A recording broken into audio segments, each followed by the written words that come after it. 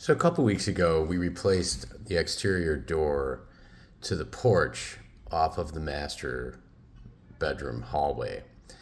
So the difference is that the previous door that we had was a wood door, and it was custom. So it had a little bit thicker jamb, right? So I just replaced it with a new steel door. So, and then we redid the outside siding with cement fiber siding. We replaced all the cheap wood siding. So the reason I do that is because we're in Texas and there was no sheathing behind any of that siding. It was just tar paper.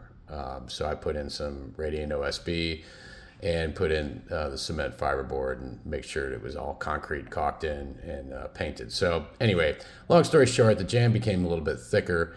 So I took out the previous trim and saved it, but we had to put some filler board in there. So the trim is just a little bit, it's about maybe a quarter of an inch thicker, so it sticks out about a quarter of an inch more. So what I need to do here is what I'm showing in this video is just how I'm caulking all this, right? So I caulk the exterior edges, then the interior, and I first go over it with my finger to get a nice smooth edge. And then that whatever buildup of caulk I get there, I use to fill in some of the nail holes or any other imperfections in the wood.